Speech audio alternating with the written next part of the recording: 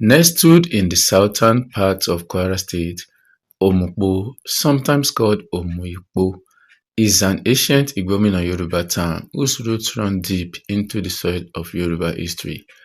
Today it serves as the administrative heart of the Omupo district and the Omupo-Idofia area council. The story of Omupo begins in Ile-Ife, the cradle of Yoruba civilization. Olomu-Apẹran, a prince of the Obadiah royal family, faced tragedy in the early 15th century when a devastating epidemic claimed many members of his family. Denied the Obadiah throne despite his noble lineage, Olomu-Apẹran chose exile over submission, determined to find a new land for himself and his descendants. During his travels, Olomu-Apẹran joined forces with Oromiyan in the Bariba War, carrying the mystical Ode-Omi cutlass, a weapon said to reveal the true path in moments of danger. His bravery and divine guidance earned him the title Olugbolomona, the bearer of the cutlass who knows the way. After the Bariba War, Olomu-Apẹran received a divine message from the oracle of Ifa, delivered by his chief prince Famuagun. Oyo-Ile would one day crumble, and he must seek a new land where the Oro Agogo, prickly pear cactus plant grew, a place where his people would thrive. Before departing, the reigning Alaafin of Oyo blessed Olomu and presented him with two sacred masquerades, Jenju and Owolewa, symbols of purity, spiritual authority, and unbroken lineage. Tradition records that the Jenju masquerade was first worn by a deaf and dumb man from Oyo, representing spiritual wisdom and the enduring power of cultural heritage. With these gifts and the mystical Ogbo cutlass, Olomu-Apẹran set out to fulfill the oracle's vision, guiding his people toward the foretold land. Guided by the oracle, Olomu-Apẹran reached the fertile land along the river Osin, where he met Ode-Omi, a local hunter.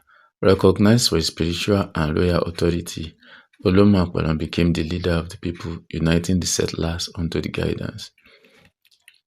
In the years that followed, the Ifa priest Famuagun once again sought guidance from the oracle. Through the sacred verses of Obara Meji and Okara Meji, it was revealed that a great threat loomed. The Fulani would one day march from Ilorin to conquer Yoruba land. But Ifa also revealed the path to protection. The oracle instructed Olomu-Apẹran to offer the blood of a white horse to the sacred Oro Agogo plant to seal Omupo's safety against all external attacks. The people gathered in reverence as the white horse was sacrificed. Its meat, a symbol of unity, was shared in a large wooden bowl, Oponla, and eaten with white pap by the entire community, an eternal covenant of faith, courage, and divine protection. That's where the line in the cognomen comes from that says, Omarokmonla Jomitoro Esin. In the days that followed, Olomu became a symbol of divine defense. Ifa had also revealed that the juice of Oro Agogo carried a mystical potency, one that could strengthen the hands of warriors and blind the eyes of their enemies. Before every battle, Omupo's warriors dipped their spears and swords into the sacred sap of Oro Agogo. When the Fulani forces advanced from Ilorin, Omupo stood untouched. Its defenders fought with unmatched precision and valor. No invader could conquer them. Warriors from other Yoruba towns began to join into Omupo, seeking refuge, renewal, and the strength to fight again. Through faith and courage, Omupo became not just a town, but a fortified sanctuary, a home where the spiritual met the martial, and victory was born from prophecy.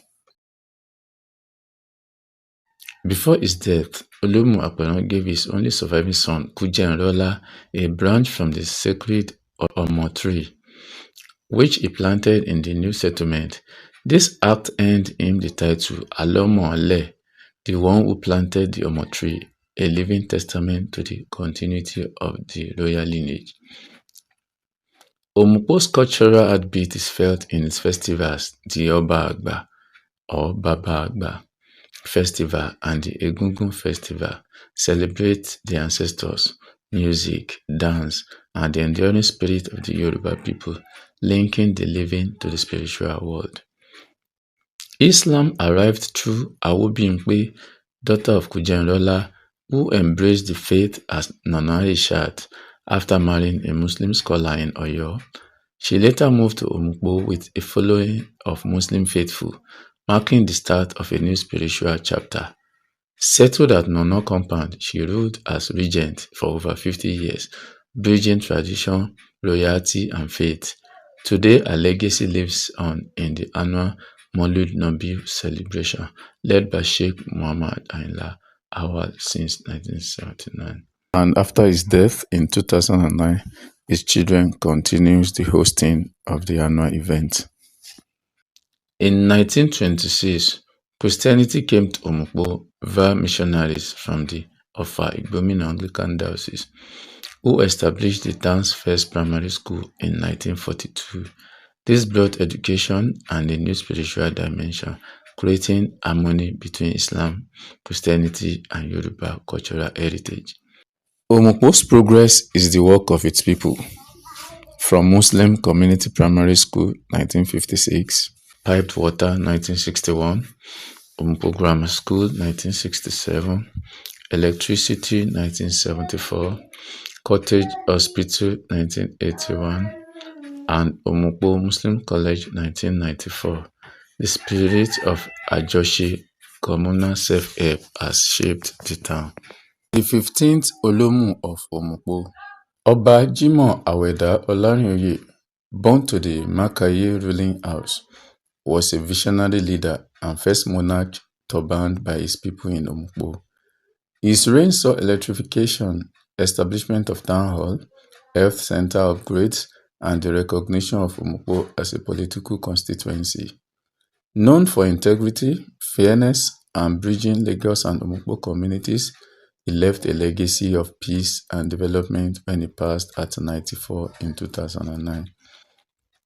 Since 2010, Oba Yakubu Adebayo Buari II has led Omupo, bringing corporate experience, educational excellence, and visionary leadership.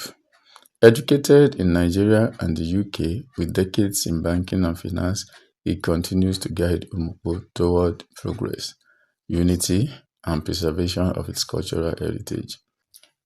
Through centuries of courage, faith, and wisdom, Omupo has remained a shining symbol of Yoruba resilience, from the divination of Olomu to the visionary leadership of Oba Yakubu Adebayo Buari II. Each era has added a golden thread to the tapestry of our history. Today, Omupo thrives, a peaceful home of scholars, traders, farmers, and leaders, where ancient customs still breathe in harmony with modern life. The bells of Oro Agogo may no longer call warriors to arms, but their echo reminds us of a people who stood firm against the tides of time. To every son and daughter of Omupo, wherever you may be, this is your heritage, your pride, your story. The journey of Omupo is not just one of the past, it is the continuing heartbeat of a people united by faith, wisdom, and destiny. Omupo, cradle of honor, land of peace, and the home of enduring legacy. May her light continue to shine from generation to generation.